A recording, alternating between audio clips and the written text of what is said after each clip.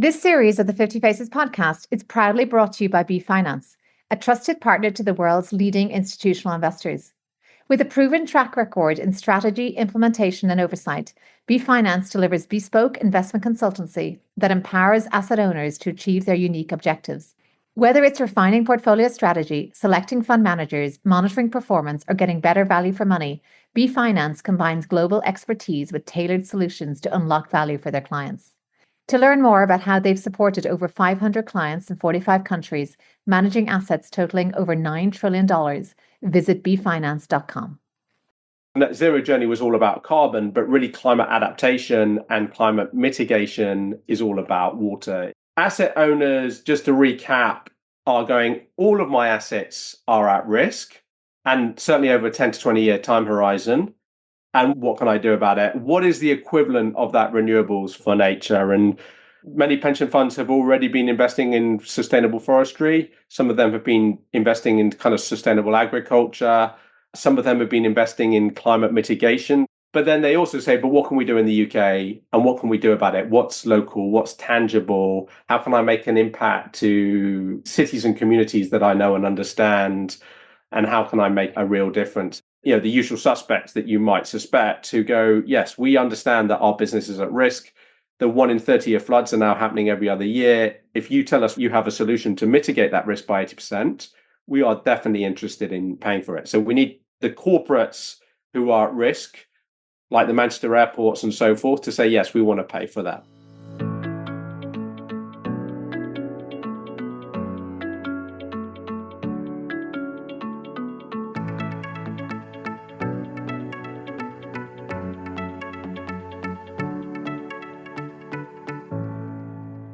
I'm Aoife Devitt, and welcome to the 50 Faces podcast, a podcast committed to revealing the richness and diversity of the world of investment by focusing on its people and their stories.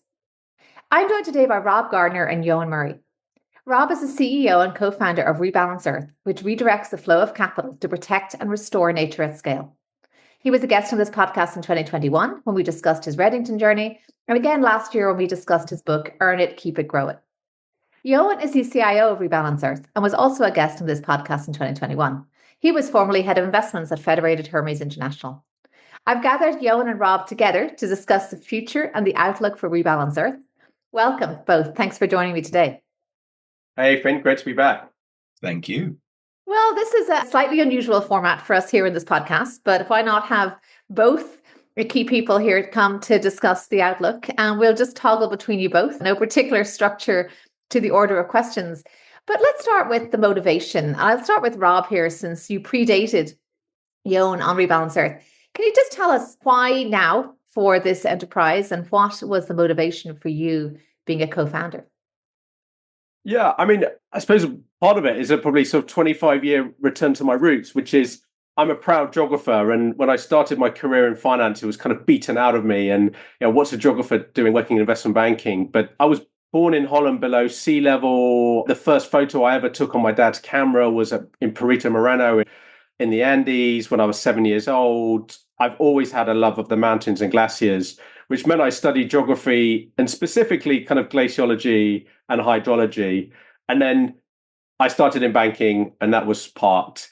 But I mean, as you know, from my Redington journey and the work I did at SJP, I've always been sort of passionate about this idea of responsible investment and how money can be a force for good, and understanding and recognizing the negative externalities, of which I would say most of it was to do with climate. And if I was being really specific, was really probably to do with, you know, the energy transition and, you know, how do we stop funding oil and gas and how do we fund renewables? And so at SJP, I'd done a lot of work on rebalancing the portfolio, but part of that was kind of taking our global equities fund, which was about 14 billion at the time, relaunching it to align with a sort of maybe not a 1.5 degree C world, but a 2 degree C world.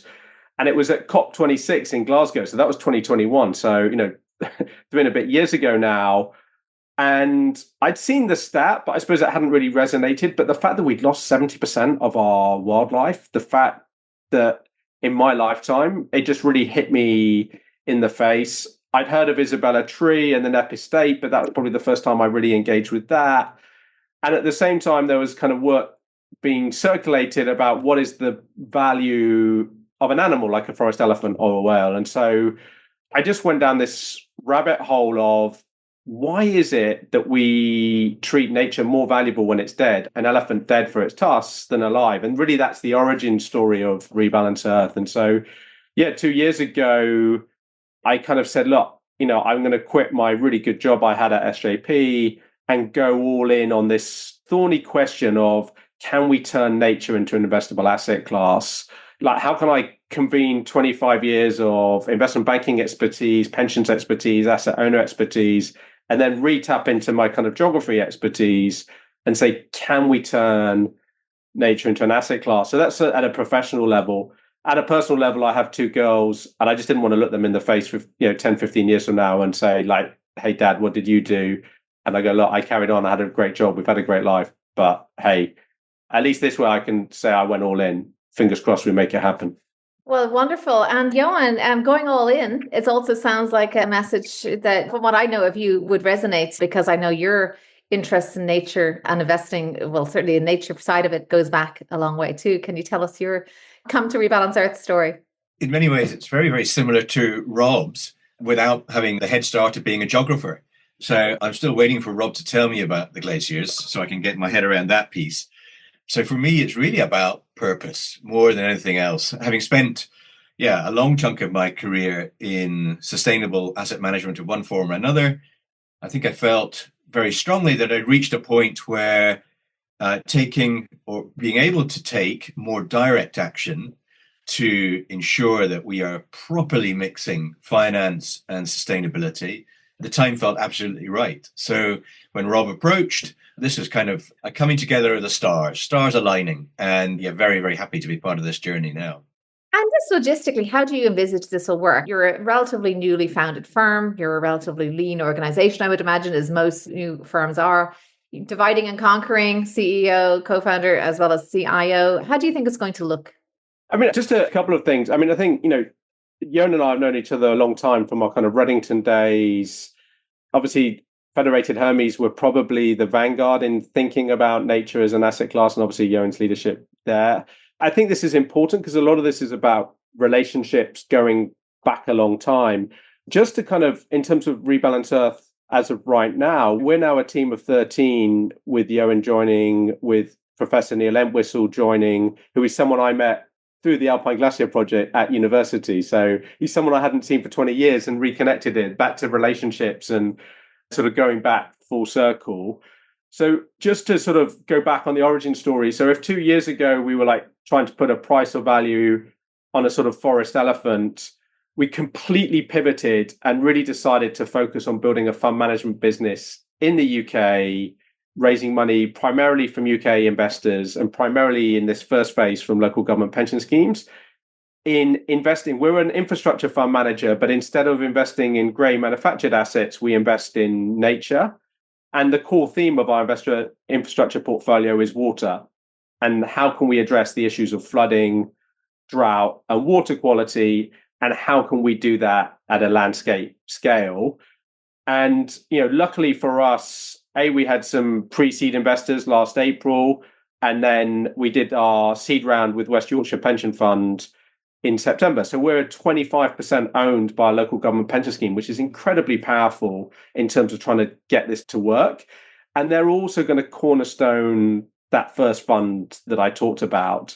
But the so what is, in just 3-4 months, we've gone from sort of 3 people to 13 or 15. And I would say that we're now at the point that we're sort of fully fledged boutique fund manager ready to go. And, we've also hired one of both your ex-colleagues, because you're both ex-Federated Hermes, but, Kirsty Willman is our COO as well. So, I'm really excited. I think we're putting together a bit of like the Avengers of nature, expertise across finance and nature and technology, really trying to say, how do we crack this problem? And Eoin, we've worked together at Federated Hermes. We were head of investment there. Tell me about the investment case. What excites you in terms of the opportunity set? And maybe you can look at, with this water focus, the flooding, drought, water quality issues. Yeah, so I mean, first and foremost, I'm really lucky to be able to call on Rob's expertise. It's like having 2 ex-CIOs on board for the price of one. That's going to be wonderful for me as a sounding board. But as we sort of tried to pull the investment team together, it's been really great to be able to think broadly in terms of skill sets rather than particular, oh, I need a European equity analyst or something like that. So because nature as an asset class is so new, we've had to sort of think about, well, what are the jigsaw components that we want in terms of skills and experience that allow us to do all the different components of what it means. So if we look at a catchment area, what are we doing? Are we restoring the peatlands in the upland? Are we rewiggling the river down in the valleys? Are we planting trees in a riparian buffer zone? Are we restoring wetlands or salt marsh at the sea, or is it nearshore restoration that we're looking at? All of those things need different skill sets, the different relationships that we'll have, and then recognizing too, I think, that a lot of what we do, we will deploy our expertise and our capital through well-selected partners.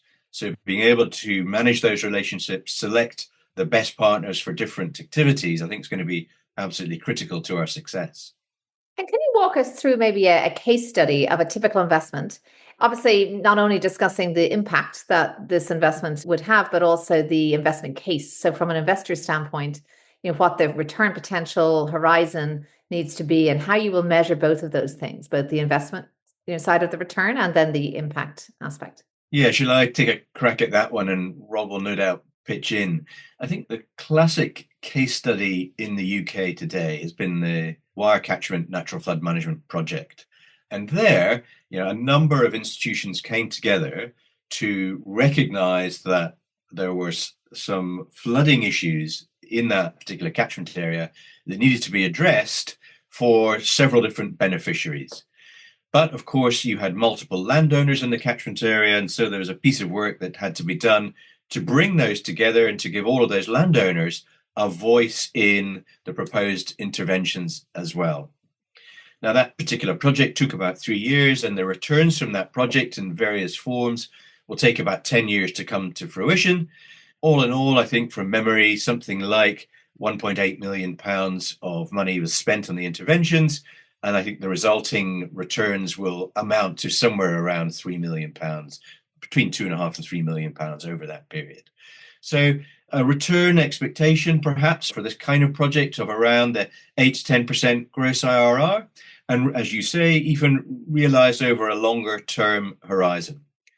Now, that will suit the time horizons of some investors and perhaps less so others.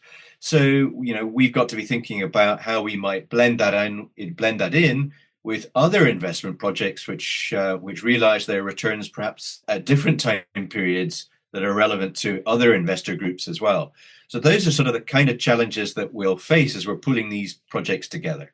Great. And, Rob, I know, but if you can maybe add to that, but also bringing in your global expertise. You spoke about elephants, rhinos. Clearly, you've been looking abroad for some of these concepts to take hold in terms of there is definitely information sharing, best practice sharing, any insights you can bring there, but, equally on the case study side.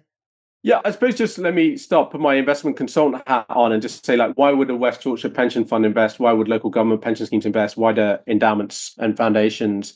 Look, I mean, Leandros, the outgoing CIO, who I think you both know well as well, it's very clear that their investment horizon is 20 years, right? So when they set their investment beliefs, it's a 20-year view. And large asset owners like USS, like West Yorkshire, like DC, therefore, when you have that time horizon, have recognized that there's been a negative externality of climate change, but now recognize that there's one of nature and that these two are a twin nexus, and therefore is a material risk to their entire investment portfolio, all of their listed equities, as well as all their liquid assets, real estate, fixed income and private equity. So understand the risk. And then it's what can I do about it? And I would say for the last 2 or 3 years, asset owners in the UK are still in the process of what do I do? I've done my TCFD report. That's great. But I've maybe engaged with my fund managers. So how do I do no harm? But what positive impact I can have? And for most UK asset owners, it's really been on the energy transition. Well, I might allocate some capital to someone like, Octopus to do renewables. So I'll engage with my public equities, say, what are you doing about your emissions, where your net zero transition plans, and at the same time, I might allocate a small amount of money to infrastructure and everything that goes with that kind of electrification. So that's kind of been sort of stage one. Stage two, which only really has started, if you think about it, TNFD came out September 2023, is, well, what does this mean for biodiversity? What does this mean for nature? And, to begin with, it's like, oh, yeah, well, 55% of entire GDP is highly dependent on nature, or ECB, 75% of all European bank loans are highly dependent on nature. In fact, we all know intuitively that 100% of everything is dependent on nature. But let's work through it. Let's not try and boil the ocean. Let's pick specific themes. So a great example is Scottish Widows, which is one of the largest DC funds in the UK, over £100 billion. They analysed their 1,000 largest public equity holdings using Encore and found, guess what, that water is the number one sort of nature-related risk. ECB have just put out a paper for European banks, and guess what? Again, water is the number one risk. And yet CDP have said that only 1% of financial institutions really understand water as risk. And the cool thing about water is it's super tangible, right? I think one of the challenges with CO2, on the one hand, is people understand a ton of carbon produced is fungible anywhere, but no one knows what CO2 looks like, right? We understand what it is scientifically, but we can't sort of grab it or see it or feel it. Whereas it doesn't matter where you are, if you have no water, in some parts of the world, that's life and death. If you're in the UK, it means that businesses, as people in Cambridge, there's a poor brewer who's just been told you can't have any more water, which is impacting his brewing business. If your home has been flooded, if your road has been flooded, as Manchester Airport found out, last week, if people can't get to your airport, it doesn't matter that your airport's not flooded. You're not making any money. So these kind of cascading impacts through water are really being felt. So I always like to say net zero journey was all about carbon, but really climate adaptation and climate mitigation is all about water. It manifests itself in that. I mean, just last week, as we were recording this, we had the wildfires in Los Angeles. That was basically driven by the fact that there was zero precipitation for a prolonged period of time. So the place was primed to be super dry. And then we know that we have these kind of wind effects as well. And so all it takes is a few sparks, and that's how you get these kind of catastrophic wildfires. But the starting point is that basically there had been zero precipitation for a long period of time and everything was dry as a bone. So I suppose asset owners, just to recap, are going, all of my assets are at risk, and certainly over a 10 to 20 year time horizon. And what can I do about it? What is the equivalent of that renewables for nature? And many pension funds have already been investing in sustainable forestry. Some of them have been investing in kind of sustainable agriculture. Some of them have been investing in climate mitigation. So firms like Climate Asset Management and AXA and Aviva have these big global funds that are sort of doing global reforestation. But then they also say, but what can we do in the UK? And what can we do about it? What's local? What's tangible? How can I make an impact to cities and communities that I know and understand? And how can I make a real difference? And that's where we focus. So, I mean, I'll get Eoin to talk about some of the global projects, but I think the frame that we've taken of using nature to address climate adaptation issues and taking this whole landscape from source to sea approach, I'm not sure is one that has been seen, but we are absolutely sort of borrowing and stealing from this idea that there needs to be payment for ecosystem services above and beyond just carbon. Yeah, I'd love to just hear, because I'm just thinking of both of your origins. Well, certainly when it comes to Rob starting in Holland, country that's dealt with its water issues for centuries. And clearly we also have, it's often the thin end of the wedge in terms of the countries that are forced to adapt because of more extreme stresses that we can learn from, perhaps a bit of a leg up in terms of what works and wouldn't work in the UK. Yeah, no, there are plenty of examples of payment for ecosystem services that have worked around the globe, as Rob says. So one could look at wetlands banking in the States. That's been going for decades and quite successfully. There's been some recent activity in Australia, so in the Murray River. Farmers have gotten on board with the idea, unless that they are farming in particular ways that hold water further up that valley, then it becomes they're both at risk of drought and flooding seasonally, which is really difficult. And then, of course, the sort of, in many ways, the best practice poster child, if you like, is probably Costa Rica, which a number of years ago decided that actually preserving their ecosystem was absolutely critical to their continuation as a country. And that program has worked out really well for them. So no shortage of successful strategies around the world that we can pull on. The question is, how do we, as Rob says, how do we do it here in the UK? Again, there aren't these small local examples. For us, the challenge is, how do we scale that? And that segues beautifully to my next question, which is what needs to happen for this to work on scale? Like, is it regulatory clarity? Is it changes in the regulation? What's on your mind when you think of what's out there that needs to happen? For me, I want to take you to 1968 and the Olympics. And there's this crazy guy called Dick Fosbury who turns up, and the runner in front of him has just jumped and done a scissor kick. And this guy runs up and he jumps and he goes over backwards and he smashes all world records.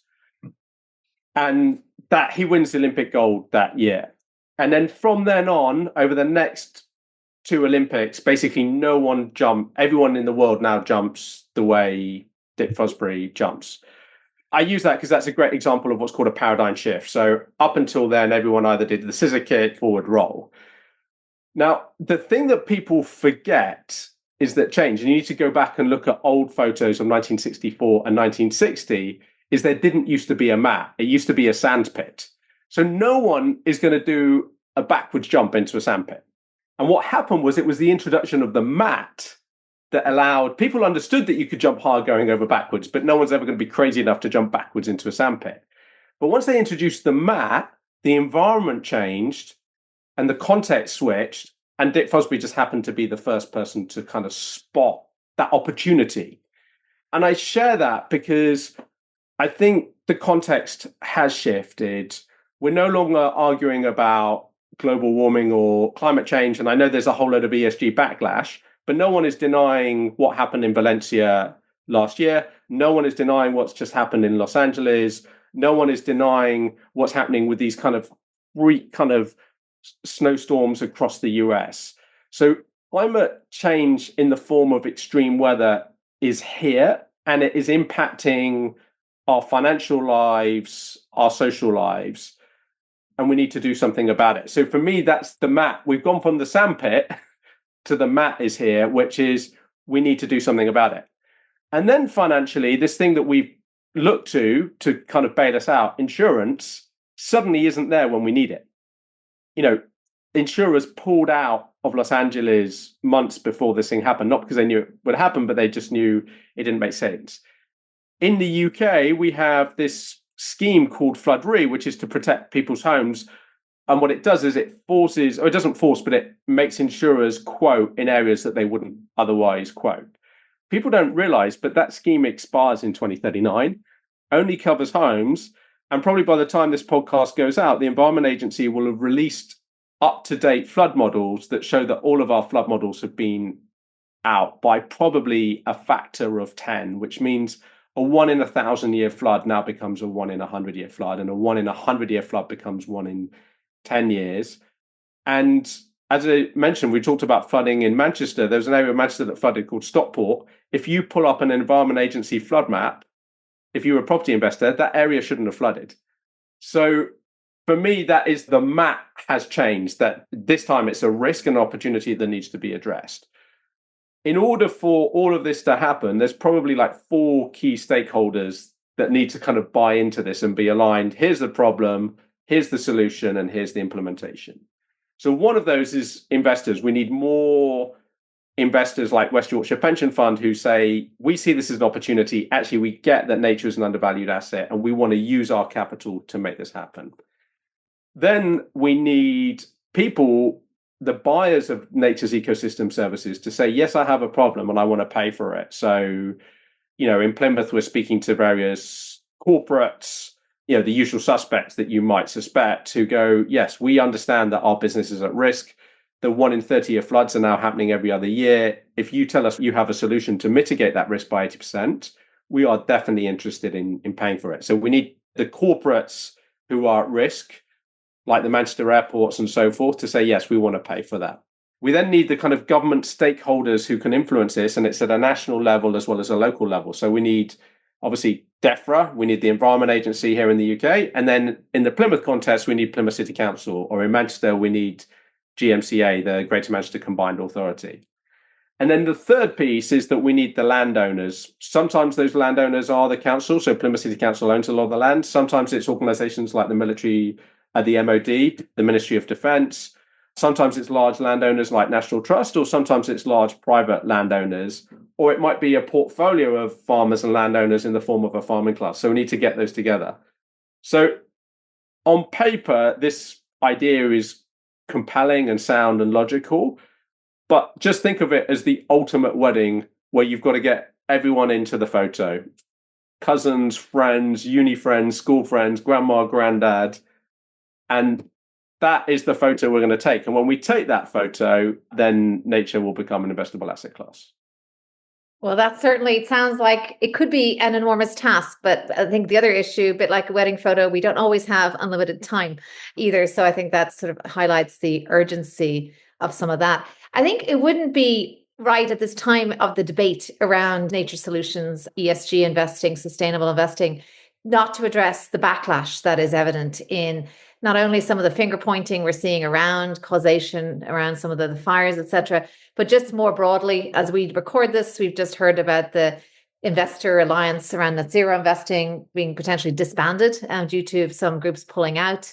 We have heard about other backlashes in place. How do you think that affects your investment case? Or do you think that the impetus around addressing this risk transcends politics or transcends labels? As Rob said, I think the science is the science, and at this point, broadly undisputed. And so that, as a body of evidence, will continue to motivate actions regardless of what happens with organizations relating to net zero. And don't get me wrong, I think the net zero alliances, they had their sort of time in the headlights, COP26 in Glasgow, they were grabbing all of the headlines, and that's absolutely fine. It was right for that moment in time, and then things change, and perhaps the environment is a little bit more nuanced today.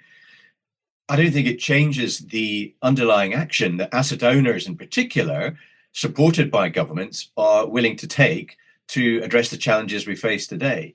And importantly, I actually think there's a much greater understanding now that it's not just about net zero. There's a much bigger array of challenges that we face. They're all deeply interconnected. And actually, maybe the disappearance of a net zero alliance gives us a chance to step back and reflect on, hang on, what are the myriad of different things that we should be doing rather than just that focus on carbon? So I see a phoenix rising out of the ashes of the net zero alliances. Yeah, I would say, look, obviously the asset owners we're speaking to are predominantly UK based. And they're all quietly doing way more than they were doing 2-3 years ago. So I agree with Eoin. I think these initiatives got people going. If you were a pension fund in the UK over £1 billion, you were kind of forced to do a TCFD report. Some people did it, really went all in, figured out, transition plans. People like the Church of England are really prolific in sharing what they do, and people like, Faith at Brunel. And then some did it unwillingly, and it was just a compliance exercise, and that's okay. Look, in terms of for our proposition, right now in 2025, we don't need everyone to buy in. We just need a handful of people who, like the West Yorkshire Pension Fund, who want to make it happen. And there's actually a whole lot of endowments and foundations in the UK who are equally as sort of keen to be catalytic in making these things happen, I think is point one. I think point two, just commercially, if any of us was CEO of a large fund manager in the US, you have to pull out of these things. Think about what Mark Zuckerberg's done on changing the rules on privacy. The reality is, if the Democrats had won, if Kamala Harris had been president, he wouldn't be doing this. So does that make sense? Is that right or wrong that he did that? But from a shareholder perspective, from a commercial perspective from Facebook, that makes sense. From what I know, I've had some really good conversations with some of the largest US asset managers and some very large US banks who have been part of these kind of net zero organizations. Internally, they're all quietly getting on and doing more in this space than they were 3 years ago. This was just a huge litigation risk for them. No one wants to get sued over ESG. And then at another level, it's a kind of commercial decision, kind of state by state in the US. because some states are really kind of up for it. And I think a third personal view, without getting too sort of meta about it, different meta this time, is that I think there's an emergence of a new power dynamic, which is at a city, a regional level, rather than the sort of government. And so, yeah, here in the UK, people are exploring devolution, but actually, we're seeing cities around the world like being really progressive. I mean, Singapore's a great example, but actually, China gets blamed for an awful lot, but China is leading the way in like nature-based solutions and this kind of idea of biophilic cities and using wetlands in their cities to clean the water, to create amazing places to go, to cool the cities. And if you think about the case studies we've given you, we talked about Plymouth, we talked about Manchester. I think maybe it just goes back to this sort of tangible point. The problem with like these net zero alliances or ESG is that we're trying to solve global problems for 8 billion people for an entire planet. I just don't think anyone is clever enough, even armed to the teeth with sort of ChatGPT-4, to kind of figure this stuff out. But you start to sort of pull it down to Plymouth and say, well, what can we do in Plymouth? What can we do to reduce flood risk to the people who live and work here? What can we do to reduce flood risk to our biggest employers and our local supermarkets and our roads and railways? Actually, when we do that, we increase biodiversity, which is good for the farmers and is good for the people who buy that food. We sequester carbon, which we're not going to solve global climate change, but we know that we're playing our part. And it's just a much easier thing to kind of wrap your head around. And certainly that's the traction that we're finding specific to our kind of proposition, which is, I'd say there's more pension funds than ever in the UK, which is I want to do more, I want to do good, but I want to make it real and I want to be able to show the benefit. And I want to show that I'm solving local problems with local solutions. And if there's a second order effect that we're playing into kind of a global solution, that's great. So, yeah, I think actually when you scratch beneath the headlines, there's a bunch of asset owners who are marching further than they've ever been in the last 3 or 4 years on these issues. And in a more joined up and thoughtful way, I think.